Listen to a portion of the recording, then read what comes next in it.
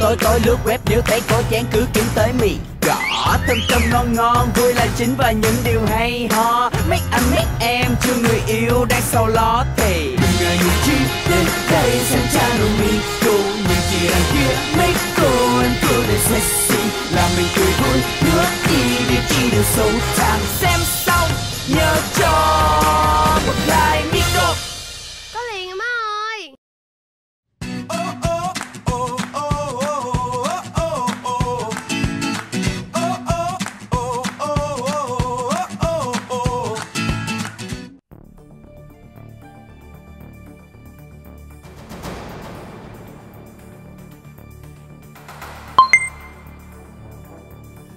Ê, Cáp gọi.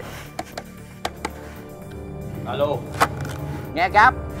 Tại sao bạn bè lâu năm mà mày lại đâm sau lưng tao? Chỉ vì cuộc sống mưu sinh thôi. Tao biết là cuộc sống mưu sinh, nhưng tại sao đang bán bánh tráng trộn mà lại chuyển qua bán kem trộn? Mày nói đi. Sao mày biết hay vậy? Tao chỉ quảng cáo sơ sơ trên Facebook, YouTube với truyền hình thôi. Mà sao mày biết hay vậy? Mày quảng cáo kệ mày. Tại sao mày tag tên của tao vô nữa? Sorry, chắc tao mua like cái nó bị dính tên mày. Sorry nha. Bây giờ không nói nhiều nữa mày. Chút nữa hẹn mày tại chỗ cũ giải quyết mọi chuyện. Ok, mày muốn thì tao chịu. Sao mày không hỏi chỗ cũ là ở đâu? Quên, chỗ cũ chỗ nào?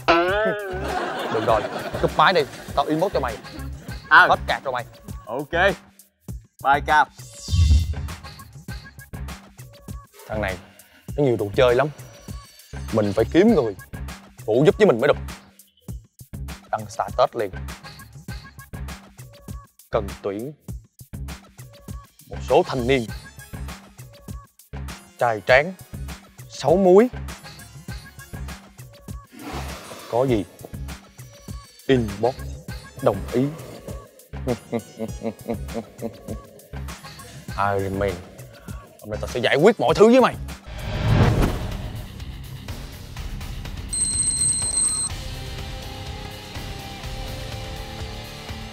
Alo, Kịch Dậu á. Dạ em nghe anh. Gọi giùm anh 200 chỉ viên quần chúng với 300 cách cơ đơ giùm anh. Dạ quần chúng 120, cách cơ đơ 250 nha anh. Ủa, nay lên giá hả? Dạ sẵn lên anh ơi. Trời, nhưng mà anh gọi sĩ mà em không nhớ bớt được cho anh đồng nào hả? Gọi hoài khách quen mà.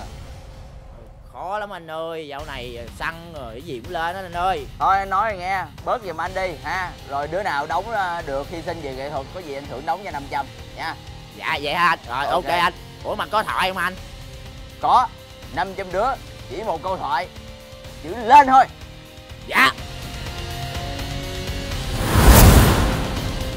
Đi này tao cho mày chết.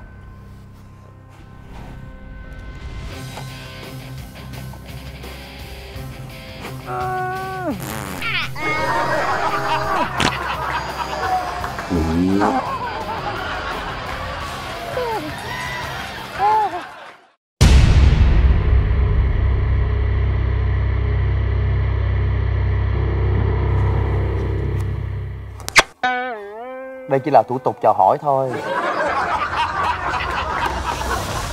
Hôm nay ta sẽ cho mày thấy sức mạnh của trai đẹp 6 múi. Anh em!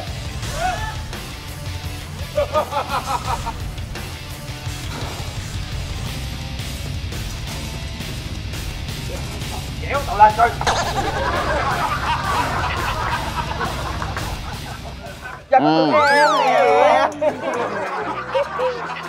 Đẹp có đẹp á. Đẹp trai hả?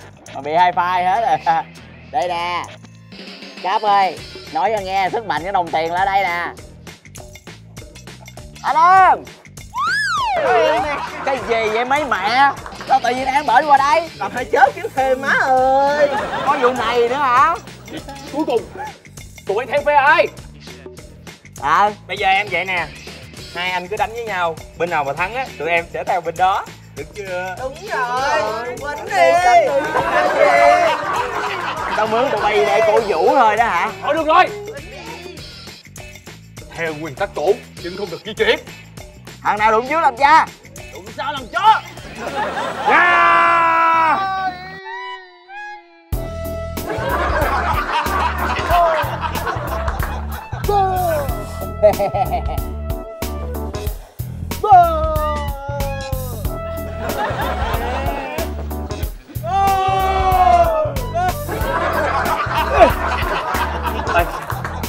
Sao mày tại sao nước sông không phạm nước giếng? Tại sao mày đi bán kem trộn hả mày? Tao dư tiền mà. Mày được rồi, mày hay lắm. Tao giảm 50% luôn. Mày giảm 50% tao sợ mày hả? Tao giảm 100% cho không luôn. Cái gì? Mày nói cái gì? Cho không. Mày cho không hả? Ừ. Tao qua tao hốt hết luôn. Tao thách mày qua. Mày dám qua tao dám cho á. Được rồi, mày nói vậy phải không? Ừ. Đi mày. Ê nói nghe nè. Tao còn mấy tấn hôm bữa tao lấy nhầm hàng dởm tao bán không được. Không mấy mày về mày hốt mày bán lại đi, có gì mày chia cho tao nha.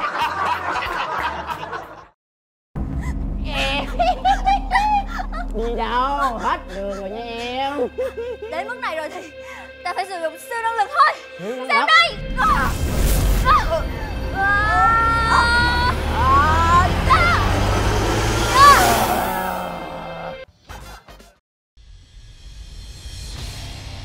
Mày tưởng bấy lâu nay mày câm như hến là tao không lấy thông tin được từ mày.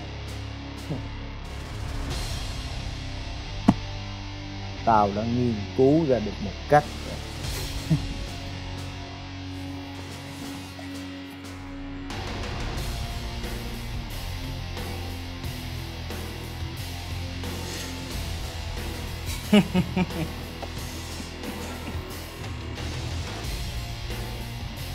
Hốt ra được. Không. Hốt đi luôn. Đừng. Hốt đi về giường. Tao răng cung lòng. Bắp xào đây.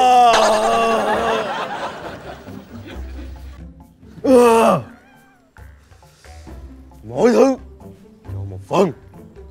Riêng bắp xào cho nhiều ớt. Có liền nè má ơi.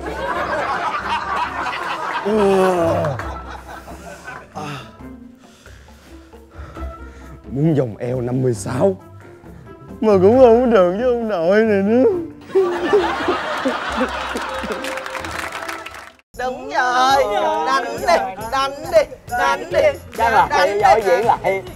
Tao đang chơi chỉ rồi chứ mày gõ đầu tao lại đâu. Kệ mày. Bắp xào đây.